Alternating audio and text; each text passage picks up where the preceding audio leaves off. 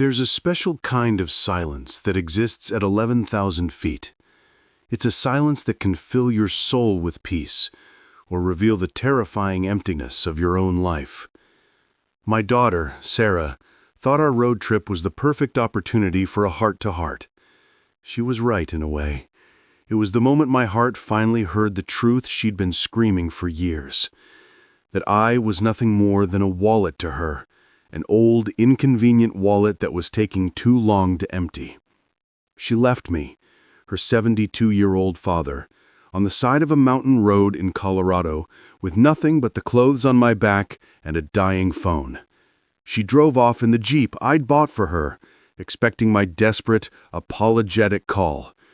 She had no idea that the moment her taillights vanished around the bend, the father who always said yes was gone forever, and the man who was left behind was about to make his first call, and it wouldn't be to her.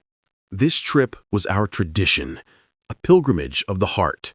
For 30 years, my wife, Eleanor, and I would drive the Independence Pass every fall. She wasn't just my wife. She was my compass. She loved the aspens, how they turned the mountains into a blaze of gold. "Look, David," she'd say, her hand on my arm. "It's like the whole world is saying a final, glorious goodbye before winter." After she passed, the silence in the house became a physical thing. I kept the tradition alive with Sarah, hoping to share a piece of her mother's soul with her. For a few years, it worked. We'd even stop at the same little diner for pie. But this year was different. The silence in the car wasn't peaceful. It was heavy, charged, like the air before a lightning strike. Sarah was on edge, her fingers tapping a frantic rhythm on the leather-wrapped steering wheel. She'd been different since she started dating Mark. He was a smooth talker, always dressed in suits that cost more than my first car. Eleanor had met him once at a birthday dinner. She'd been quiet afterwards. Later, in bed, she said to me, "David, be careful. A man whose handshake doesn't reach his eyes is a man who sees people as transactions." I should have listened. God, I should have listened. "Dad," she started, her voice too bright, too casual, slicing through the memory. "You know how you're always saying you want me to be secure, to be happy? Mark has this incredible investment opportunity, a sure thing. It's in tech. Something about virtual reality real estate. We just need a little capital to get in on the ground floor." She called it capital. I called it my life savings. The money Eleanor and I had scrimped and saved. The safety net that was supposed to see me through my final years. The money that was, in my mind, still ours. "Sarah," I said, trying to keep my voice gentle, like I was calming a spooked horse. "You know I don't understand those high-risk things. My finances are simple. They're safe. They're for my retirement and, eventually, your inheritance."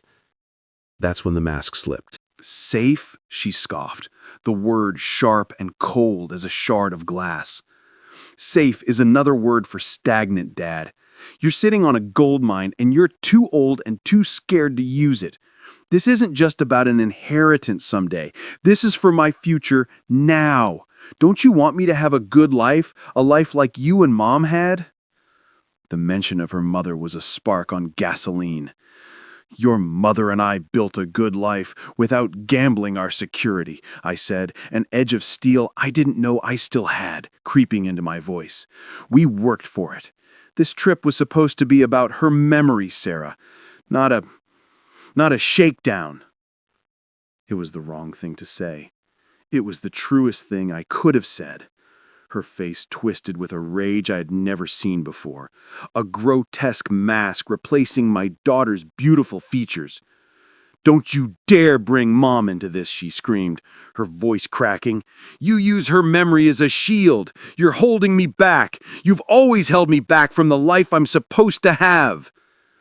With a furious jerk of the wheel, she swerved onto a narrow gravel lookout, the tires skidding, sending a shower of stones skittering over the edge of the sheer cliff face.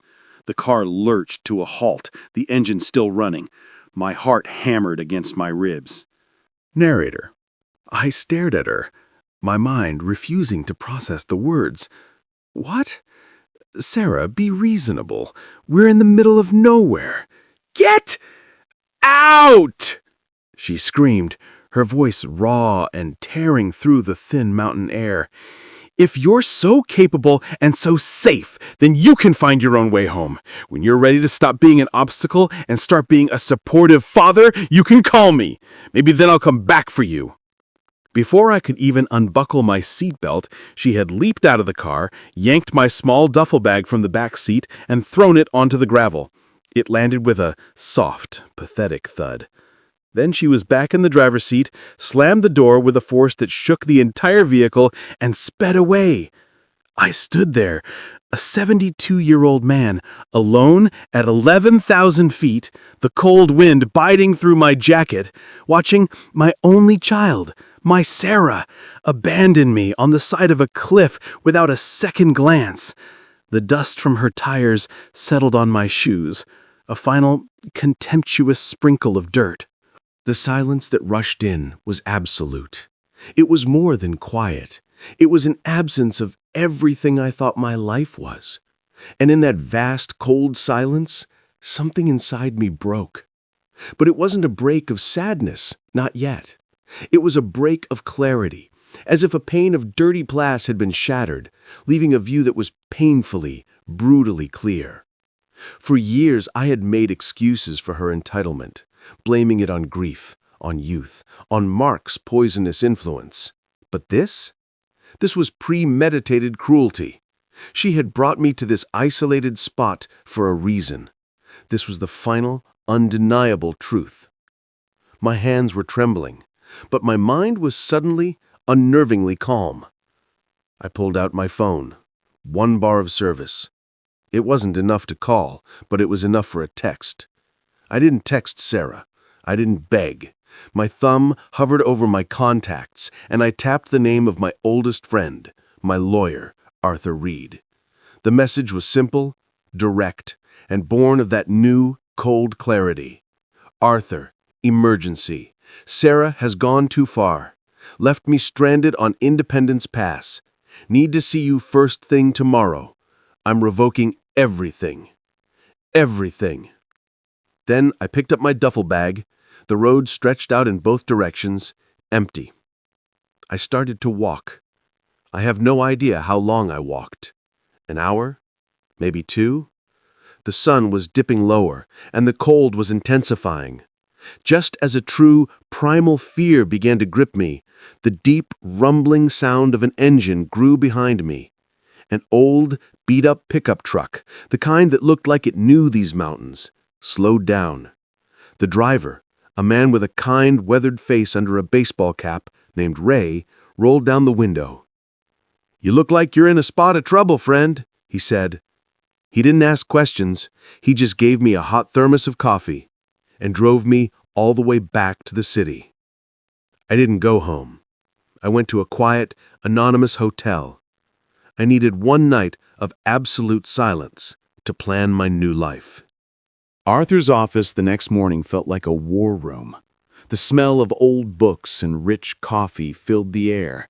His face was grim, his eyes hard as flint as I told him what happened.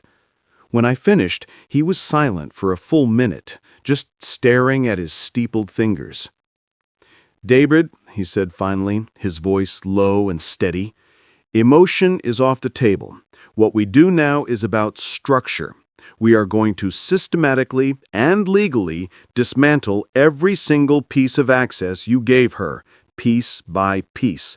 We're not just closing a door, we're demolishing the entrance."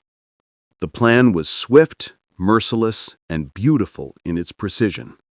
First, the power of attorney, the one I'd signed so she could help me with bills, a document I now saw as a tool of my own naivety. Arthur drafted the revocation. "I'll have a courier deliver it to her and Mark's apartment by noon," he said. "Let them find it when they get home from their fancy dinner." Second, the bank accounts. We spent 2 hours on the phone. Every joint account was frozen. Every credit card I'd foolishly given her for emergencies was canceled. Arthur predicted it perfectly. She'll discover this not with a letter, but with the quiet, public humiliation of a declined card at a boutique. Third, the locks. This was my idea, my first active act of reclamation. I hired a locksmith to meet me at my house. I didn't go inside first. I stood on my own porch and listened as he drilled out the old locks on my front door, the back door, the garage. The sound was violent, a screeching, grating end to an era of vulnerability. But the sound that followed, the solid, resonant thud of the new, heavy-duty deadbolt sliding into place for the first time, that was the most satisfying sound I'd ever heard. It was the sound of my freedom, my security, my sovereignty. But the masterstroke was the house itself. The deed was still in my name, but Arthur created an ironclad, irrevocable trust. He suggested the name, and it was perfect. The Eleanor Grace Memorial Trust. Once the house was transferred into it, it was untouchable. It could never be sold, never be borrowed against, and upon my passing, it would be donated to the local botanical gardens, a place Eleanor had loved and volunteered at for 20 years. Her legacy would become a place of peace and beauty for everyone. Sarah would get nothing, not a brick, not a splinter of wood. The fallout was immediate and exactly as Arthur had forecasted. My phone, now charged and turned on, exploded. 42 missed calls, dozens of texts, the tone shifting from confused anger to frantic, panicked pleading. "Dad, my card was declined at a spa. What's going on? This is embarrassing. Why did Arthur send me a scary legal letter? What is he talking about? Dad, please, I'm sorry. Let's talk. You're overreacting. I'm standing outside the house. I can't get in. The key doesn't work. Call me right now." I didn't respond. My silence was my answer. It was a wall they could not scale. Finally, they came. I was reading in my armchair when I heard the car door slam, then the pounding on my door. Not a knock, a frantic, angry pounding. I looked through the peephole. Sarah was there, her face a mess of tears and streaked mascara. Mark stood behind her, his face pale, his authoritative expression looking more like a petulant child's. "Dad, how could you?" she sobbed, her voice shrill. "Open this door. This is my home. You're destroying my life. You're destroying our family." I took a deep breath. The anger was gone. All that was left was a profound, bone-deep certainty. I opened the door. The shock on their faces was palpable. They expected a yelling match. They found a calm, implacable judge. "Your home?" I said, my voice quiet, yet it cut through her sobs. "You lost the right to call this your home when you left me on a mountain to die. You looked me in the eye and chose to leave me there. You didn't care if I lived or died, Sarah.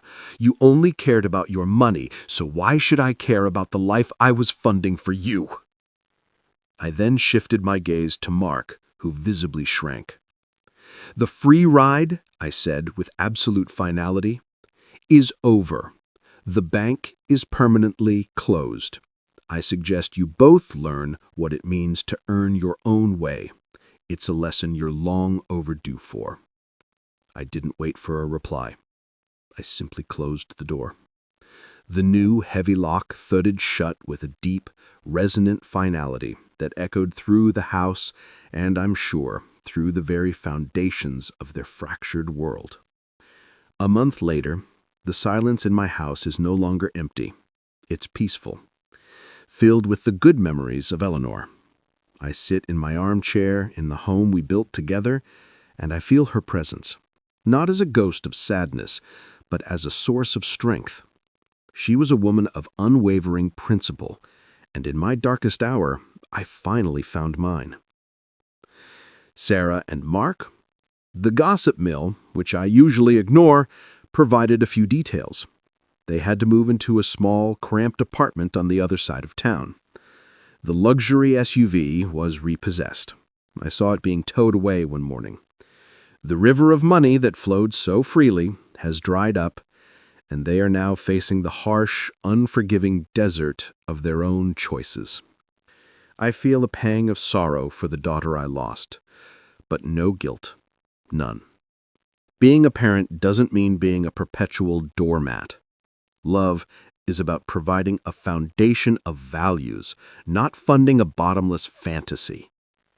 Sometimes, the most loving, the most difficult thing you can do is to let someone face the full, unsoftened consequences of their own actions. It's the only way they might ever truly grow up. If you've ever had to make the difficult choice between helping someone you love and protecting your own peace, you're not alone. Share your story in the comments below. Let me know where you're watching from. And subscribe for more stories about finding the courage to reclaim your life no matter your age.